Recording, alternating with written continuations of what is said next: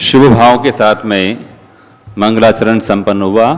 सीधे सीधे चलते हैं पूज्य मुनिवर श्री साध्य सागर जी महाराज के पावन चरण कमलों में बारंबार नमोस्तु करते हुए निवेदन कर रहे हैं। हे गुरुदेव, आपके मुखारविंद से हम सभी को जिनवाणी का अमृत प्राप्त हो, ऐसी मंगल भावना के साथ में नमोस्तु नमोस्तु नमोस्तु।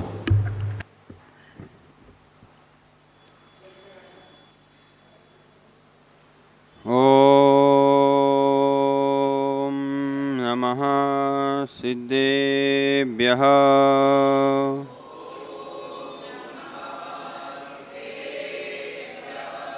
मंगलम भगवान अरहन् मंगलम वृषभध्वजा मंगलम जिनवाणीभ्यां मंगलम गुरुदेवतां। जय बोलिए श्री 1008 पार्श्वनाथ भगवान की। 10 लक्षण महापर्व की। वात्सल्य वारिधि आचार्य श्री 108 वर्धमान सागर जी महाराज की। आचार्य भवन श्री 108 गणाचार्य विराट सागर जी महाराज की। आचार्य भवन श्री 108 अध्यात्म योगी चर्या श्रमणी विशुद्ध सागर जी गुरुदेव की। उत्तम संयम धर्म की।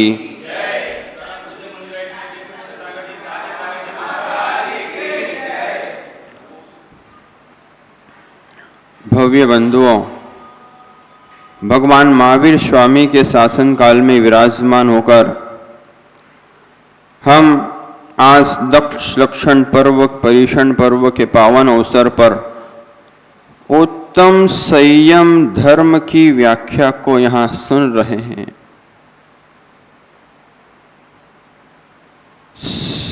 आर्त रोग परित्याग संयम शुभ भावना। आर्त रौद्र भाव का त्याग कर देना ही संयम को निहारना है। अप्राप्त की प्राप्ति के लिए जीव इतना क्यों भटकता है? खोज करना चाहिए। और खोज करते करते आज संयम दिवस का दिन तो आचार्य भगवान आज के दिन शिविर में मोनू भैया जितने शिविरार्थी बैठते हैं उनको ये कहते हैं कि आज तुम शावक बन के संयम पर्व को मत सुनो, साधु बनकर दीक्षा लेकर पीछी कमंडल का भाव रखकर ये समझ लो लोकिन भाई कि आपके हाथ में पीछी कमंडल है और मैं संयम धर्म को सुनने जा रहा हूं। ओहो,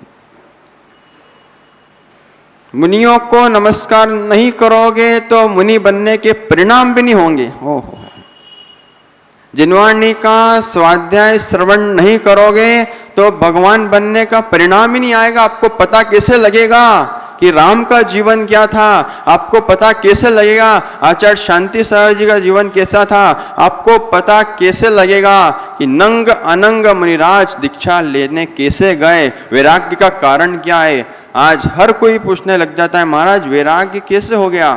मैंने कहा ये कौन सी चिड़िया का नाम है?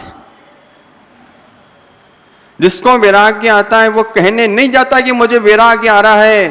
पांड्या जी भूल से के मत देना कि मेरी इंद्रियों में विकार नहीं आता। उत्तम संयम धर्म कहता है विकार नहीं होता तो विचार नहीं होते, और विकार नहीं होता तो मित्र तेरे तन पर वस्त्र नहीं होते। धन्य हो दिगंबर मुनिराज जिनको विकार नहीं है, विचार नहीं है, विचारातीत होकर ये बेचारे सब कुछ छोड़कर बैठ गए और 3 लोक पे राज कर रहे हैं। ओहो,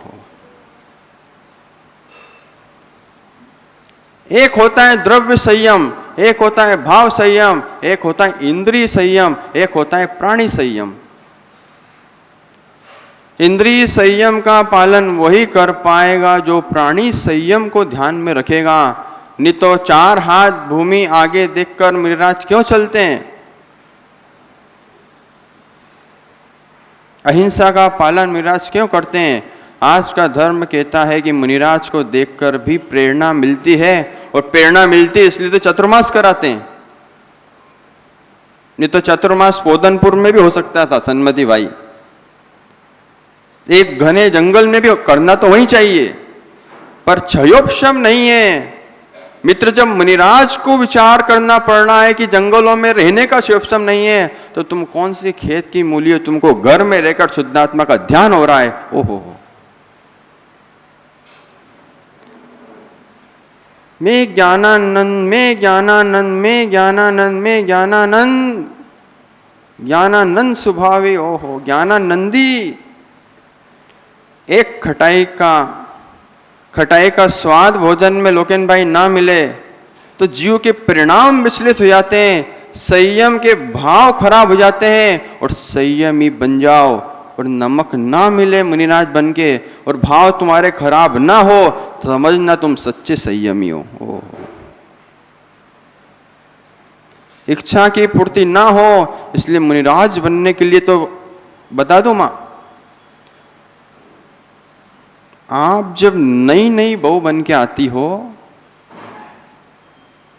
नए नए विवाह होके घर में आते हो, तो सब देखने आते हैं। मुखोटा पहन के बैठना पड़ता है, सर ढक के बैठना पड़ता है। नई दुल्हन को सब देखने आते हैं, लेकिन नई दुल्हन तो कुछ समय तक नहीं रहती है। जहां उसका बोलो, जहां पवन भाई उसका राज्य जमने लगता है परिवार पे, फिर वो सेठ बन जाती है। लेकिन हे मुनिराज, धन्य हो आपकी चर्या, साधना और जीवन का अनुशासन। आप 1, 2, 4 महीने के लिए मुनिराज नई दुल्हन बन के नहीं रहते, आप जीवन भर के लिए अनुशासन के दुल्हन बन के रहते हैं।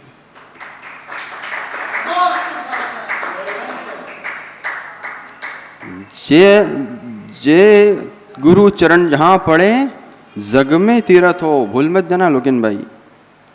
जीवों ने, जगत के प्राणियों ने इंद्रियों को कुचलने को संयम मान लिया, इंद्रियों पे ताले लगाने को संयम मान लिया पवन भाई, इंद्रियों को मरोड़ने को, तोड़ने को, और नेत्र को फोड़कर बैठ गए। मित्र, नेत्र को फोड़ दोगे तो इरियापत का पालन कैसे करोगे? नेत्र को फोड़ दोगे तो स्वाध्याय कैसे करोगे?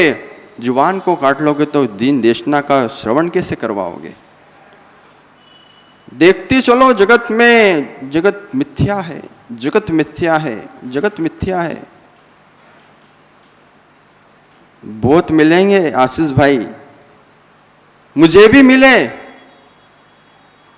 मैं कौन सा अमेरिका से आया हूं, और मैं तो वहां से आया हूं जहां संतों का डेरा रहता है।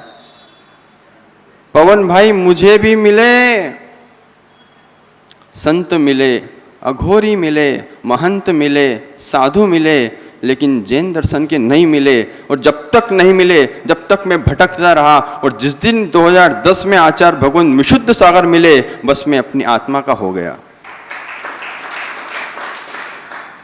वो प्रलोभन भी दिया था कि तुम्हें चांदी के सिंहासन मिलेंगे, सोने के पात्र में भोजन करने को मिलेगा। बेटा कान में कुंडल पहन लो, बेटा हाथ में चिमटा ले लो, बेटा गेरुआ वस्त्र धारण कर लो, जटाएं बढ़ा लो। तुम इतनी साधना तो करते हो, शमशान में आकर तो नमोकार की जाप देता है, क्यों ना हमारे मत में आकर तो साधना कर। लेकिन इस शनि को पता था कि इसको शिवम बनना है और गुरु के हाथों से साध्य सागर बनना है।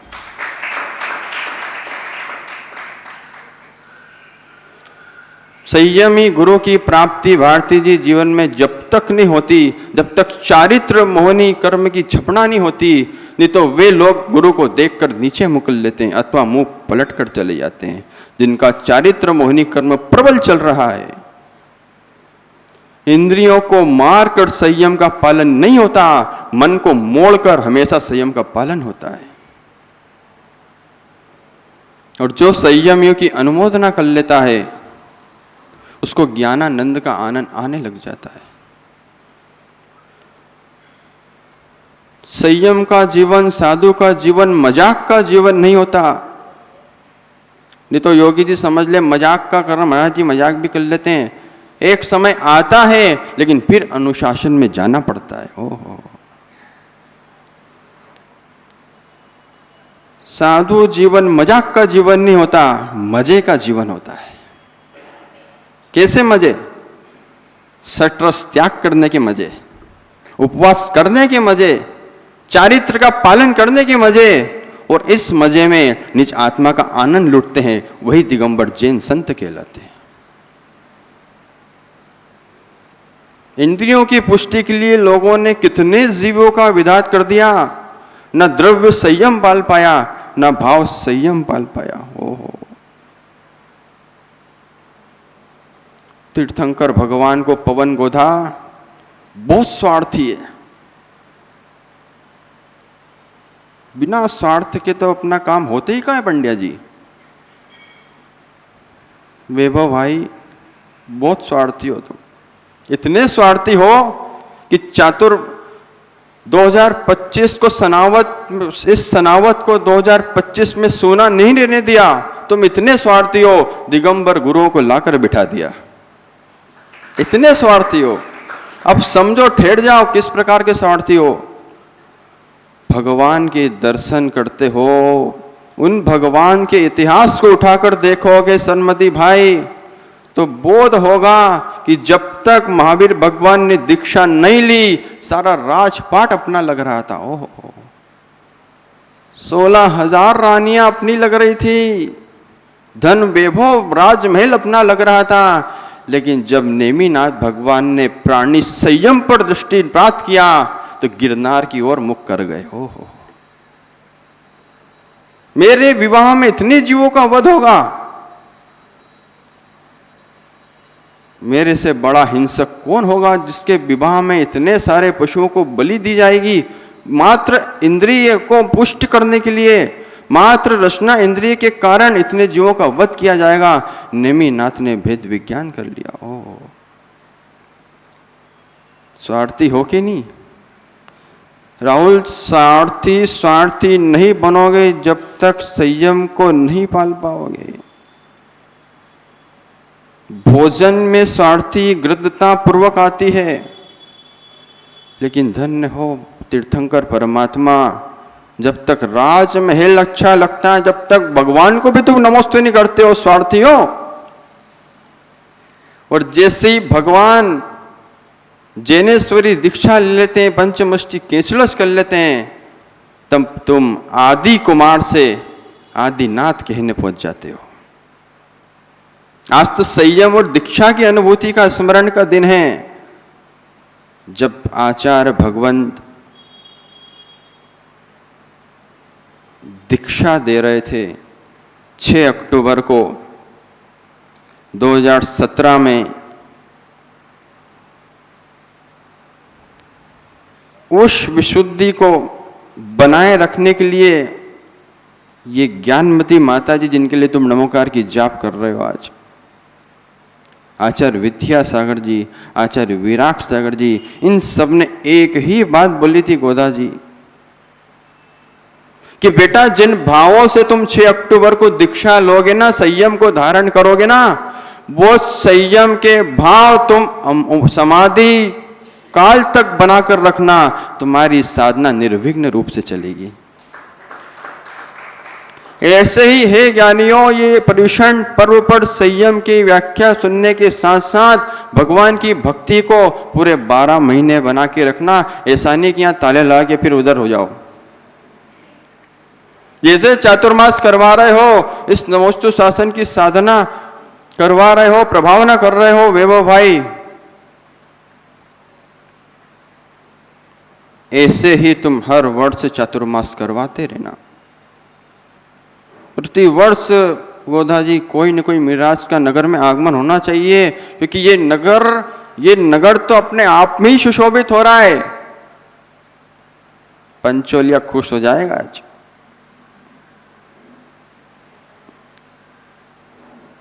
आपके धोती पंचे पहनने से भी नगर सुशोभित हो रहा है, और 18 त्यागी वर्धमान सार जी के साथ निकले हैं, उससे संयम धारण किया, इसलिए नगर सुशोभित हो रहा है। मैं ज्ञानानंद स्वभावी हूँ, मैं परमानंद स्वभावी हूँ। बोलते जा रहा है, सुनते भी जा रहा है, लेकिन एक व्रत लेने का परिणाम नहीं हो रहा, एक प्रतिमा लेने का परिणाम नहीं हो रहा। दीक्षा तो दूर की बात है, जिसको आनंद नहीं आता, मात्र शब्दों का आनंद आता है, वो कभी दीक्षा नहीं ले सकता, दीक्षा के परिणाम नहीं कर सकता। परिणाम भी कर ले तो गुरु के सानिध्य में आकर गुरु से दीक्षा नहीं ले सकता। ओहो, अष्टमी के व्रत पालना पड़ते हैं, 14 के व्रत पालना पड़ते हैं, ऐसे कोई दीक्षा नहीं ले लेता। हे श्रावको, मुनि की क्या बात करोगे, साधु की क्या बात करोगे? तुम इतने इतने इतने इतने इतने असंयम में जा चुके हो कि न तुम्हें अष्टमी दिखती है, न 14 दिखती है, जबकि इन दिनों में भगवान की भक्ति करने का क्यों कहा गया है? खोज करो। ये दिन 14 का दिन भारी होता है। ज्योतिष कुंडली के हिसाब से आप बोलते हैं, महाराज जी आज कौन सी जाप करना है, आज बहुत गर्म हो रहा हूं, आज घर में संक्लेशता हो रही है, आज कहीं मन नहीं लग रहा, आज संक्लेशता और कलुषित परिणाम हो रहे हैं। खोज करो तिथि क्या है, मतलब आज नहीं है, तो राहुल बोले पंचांग खोलो मोबाइल में।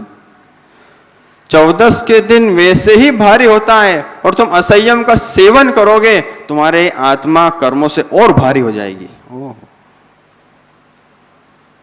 इसलिए आज नियम ले लेना कि 14 अष्टमी पे संयम का पालन करूंगा, रात्रि भोजन नहीं करूंगा और ब्रह्म धर्म की साधना करूंगा। ओह, उत्तम संयम धर्म कह रहा है। जिसने ब्रह्म धर्म का नाश कर दिया है, वो उत्तम ब्रह्मचर्य धर्म को नहीं सुन पाता, नहीं सुन पाता। ओहो, धन्य हो चारित्र की महिमा। जब तक राग होता है, वैराग्य नहीं हो पाता। आचार्य भगवान से ब्रह्मचारी भैया लोग हर पंच कल्याणक में लोकांतिक देव बनते हैं, और भगवान की पालकी उठाने का प्रथम सौभाग्य किसको प्राप्त होता है?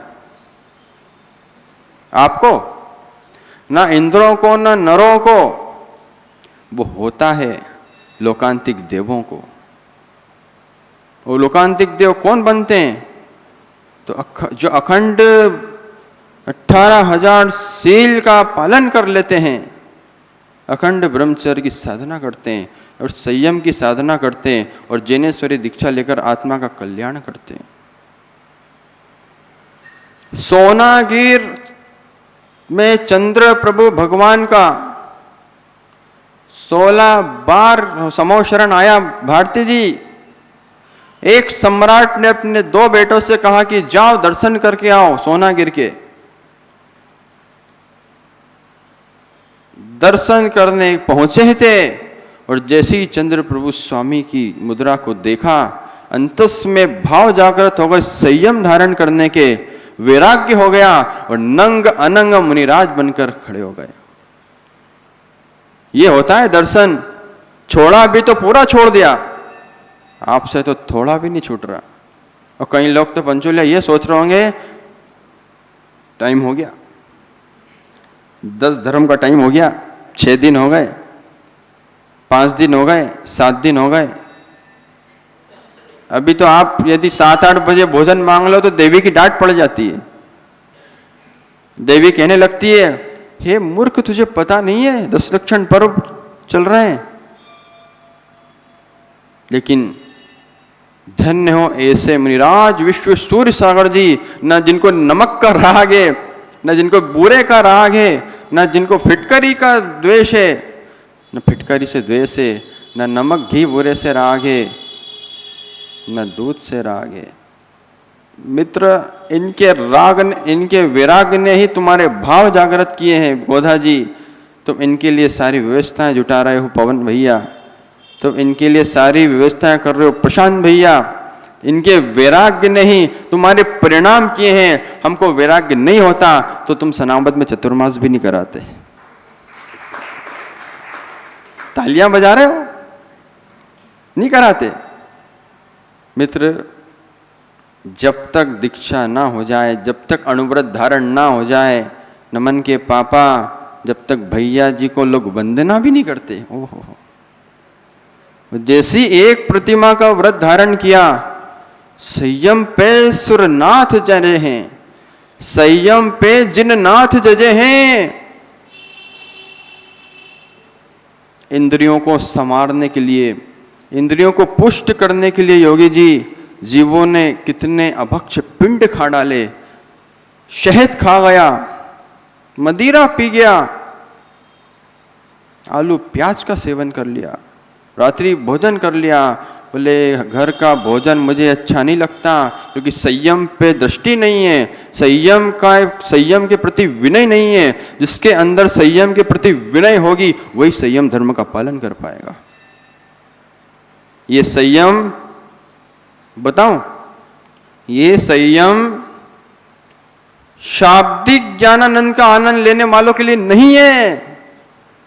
ये संयम उत्कृष्ट मोक्ष मार्ग पर चलने वालों की साधना के लिए है। बेचारे वो लोग नहीं कर पाएंगे संयम की अनुमोदना, न नमस्कार कर पाएंगे, नमस्कार कर पाएंगे, न अनुव्रत ले पाएंगे, न मोक्ष मार्ग पर चल पाएंगे। ओहो, इतना गहरा एकांत क्यों खड़ा हुआ? खोज करो विद्वान भारती जी, खोज करो। लोगों से संयम का पालन नहीं हुआ, उन्होंने 4 कुर्सियां रख दी। पहले 4 ही लगती थी कुर्सियां, अब 4000 तक लगने लगी है। समझ जाओ, समझदार को इशारा काफी है। एक मत से आकर दूसरे मत में आकर किसी ने इतना विशाल एकांत फैलाया, क्यों? क्योंकि संयम का पालन नहीं कर पाया। आज मुनिराज के पास जाते हो तो भाव बदल जाते हैं। मुनिराज वितरागी हैं और आप वित्तरागी हो। जहां आ रहा हो आशीष वित्त, वहीं अपन तो खर्चा कर देंगे, लगा देंगे बोली। फायदा होना चाहिए मित्र। आज फायदा होते नहीं दिख रहा है, फिर भी संयम का पालन कर रहे हो, और संयम की परीक्षा होगी, कष्ट आएंगे, भाव विचलित होंगे, लेकिन धन्य हो आचार्य विराट सागर जी, उपसर्ग विजेता कहलाते हैं पवन भैया। आचार्य विराट सागर जी पर ऐसे ऐसे उपसर्ग आए। इस श्रेयांसगिरी में सत्संग जिनेन्द्र भगवान की वंदना कर रहे थे, मधुमक्खी के छत्ते ने पूरे संघ पर उपसर्ग कर दिया, अटैक कर दिया, और इतने बड़े बड़े चेहरे हो गए, ये बड़े बड़े हाथ हो गए, पैरों में काट लिया, लेकिन सब मुनिराज सामायिक में बैठ गए। रहस्य समझो, ये कोई पंडित बताने, विद्वान बताने नहीं आएगा। आचार्य विराट सागर जी ने सबको कह दिया कि जिन जिन को भौरियां काटी है, जिनकी इनको वेदना पीड़ा हो रही है, सब एक साथ मेरे साथ सामयिक में बैठ जाओ। और ये होता है अतिशय, ये होते हैं उपसर्ग विजयी। और जैसे ही सामयिक करके सब फ्री हुए, खड़े हुए दिग्बंधन कर ही रहे थे, और शरीर को देखते हैं, जिनके शरीर फूल रहे थे मधुमक्खी के डंक से, सब शांत होकर बैठ गए। ये होता है गुरु आज्ञा का पालन। जो गुरु ने कह दिया उसको दिमाग की डायरी पर नोट कर लेते हैं। आचार्य भगवंत ने कहा था, बेटा पीछी ले रहे हो, कमंडल ले रहे हो, क्रोध आ जाए तो किसी को कमंडल फेंक के प्रसाद मत दे देना। क्रोध आ जाए तब तुम नमोकार मंत्र बोल लेना। क्रोध आ जाए तो ओम अरम परम शांति क्रोध को शांत करने का मंत्र है। बोलो एक बार, सो तो नहीं गए? अरे बोलो ना, एक तो शर्माते क्यों है? ये तो मेरे से भी ज्यादा शर्माते हैं। मित्र, जैसे तुम बैठे हो ऐसे में आचार्य से के पीछे बैठकर शर्मा शर्मी में प्रवचन सुना करता था। फिर 2 मित्रों की संगति मिली उज्जैन के, एक का नाम शुभम, एक का नाम अनुज गंगवाल। बोले भाई वहां बैठता है सनी, अपन चल आगे बैठते हैं, सुनना तुझे भी, सुनना हमको भी है, और इतनी अच्छी देशना सुनने का सौभाग्य मिला आचार्य श्री की फिरीगंज में। जैसे ही उन दोनों ने बोला मैं उनके साथ आगे बैठने लगा। ऐसे ही श्रावक बन के लोकेन भाई।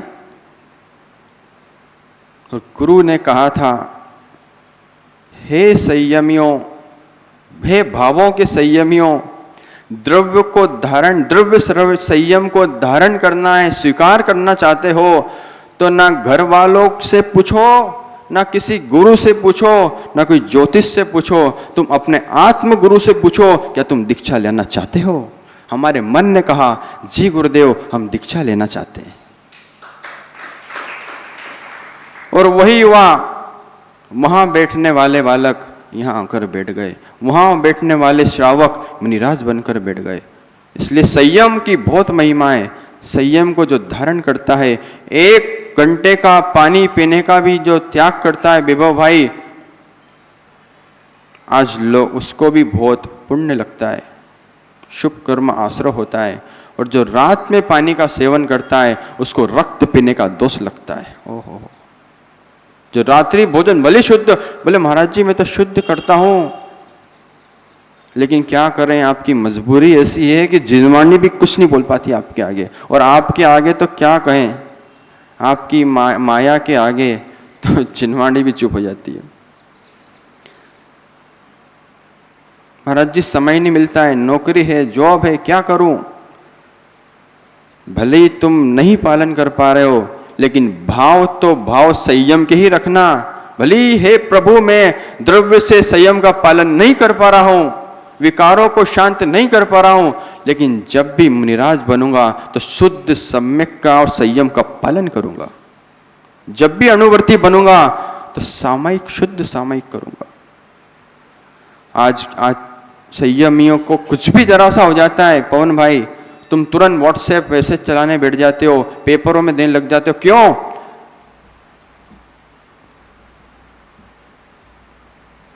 प्रशांत के पापा की तबीयत खराब होगी तो ज्यादा हल्ला नहीं होगा। कारण क्या है?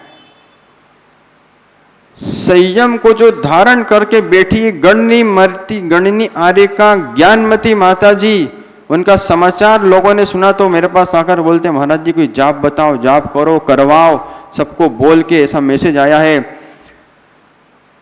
क्या हम इस जैन शिक्षा जगत की आर्यिका माता जी को बचाने का प्रयास नहीं करेंगे? तो फिर हाथ जोड़ लो।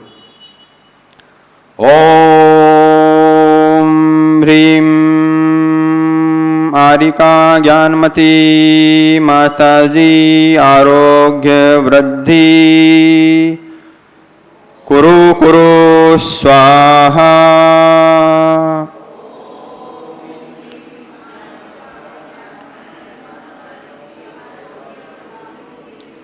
एक प्रार्थना ये हो गई, ये भावना योग उनके स्वास्थ्य को ठीक करेगा। और जिन्होंने, आशीष भाई तुम्हारी पीढ़ियां निकल जाती पर इतने सुंदर तीर्थ तैयार नहीं कर पाते, हस्तिनापुर, मांगी तुंगी, 108 आदिनाथ भगवान, लेकिन ज्ञानमती माता जी ने जो जैन दर्शन का योगदान दिया है वो सबसे बड़ी महानता है। तुम्हारे नगर के इनके संग में कई माताजियां शिक्षा और दीक्षा लेकर बैठी हैं। आज वे ज्ञानमती माता जी, भले ही उनकी उम्र हो गई हो, लेकिन संयमी को बचाने की भावना योग हमेशा करते रहना कि जब भी कुछ उपसर्ग आए शारीरिक, इनका दूर हो, शारीरिक कष्ट दूर हो। एक प्रार्थना ये हो गई। और एक प्रार्थना सारे मंदिरों में धूप दशमी पर्यूषण ध्वज के साथ में प्रारंभ होगी, जिसमें गुरु सानिध्य रहेगा और सभी चैत्यालयों की वंदना करने के लिए सभी भक्तगण आएंगे, चलेंगे। हे श्रावकों, जीवन में कहीं जा पाओ या ना जा पाओ, लेकिन धूप दशमी के पावन अवसर पर भगवान को अष्ट कर्म से रहित होने के लिए धूप चढ़ाने जरूर चल जाना। बोली पंच परमेष्टि भगवान की, 10 लक्षण महापर्व की।